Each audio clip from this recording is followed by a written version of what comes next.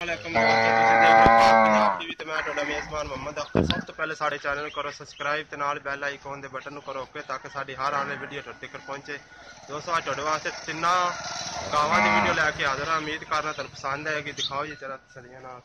पहले आ दिखाओ, आ तैयार है, तकरीबन 2 या 3 दिन लै जाएगी। साहिवाल नस्ल दी, साहिवाल नस्ल दी ते माशाअल्लाह इहदे कोल खलोता नहीं जाता सी। भाइयां होरां ने बोला कड्ढिया इवें ना जी, बोला कड्ढिया सुबह तो पहला, सुबह तो पहला इनका बोला एक बार कढ़ लिया। माशाअल्लाह बहुत तैयार गां होंदी, साहिवाल नस्ल दी।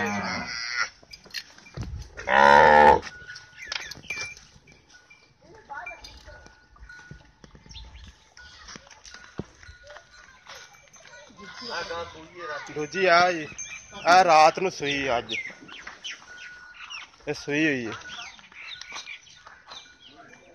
ये भी साहिवाल नस्ल दी।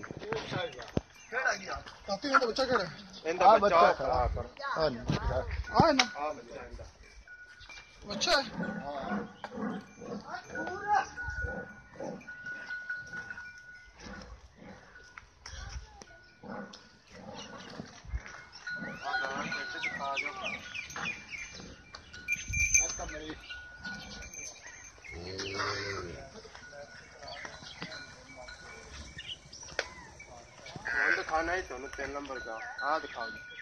चोलस्तानी ते साहिवाल क्रॉस है।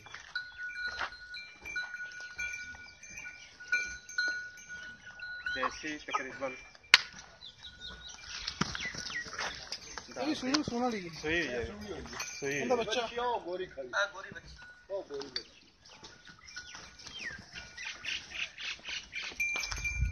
आ बच्ची ना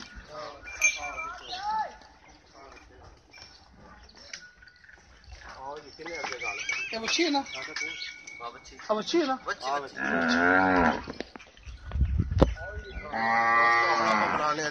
मालिक अच्छा पहले दसो जी पहले वैड है ये किन्ने दिन लै जी? अच्छा तो पहला सुबह सुना। अच्छा तो इनकी कीमत दस है पहला इनकी कीमत है जी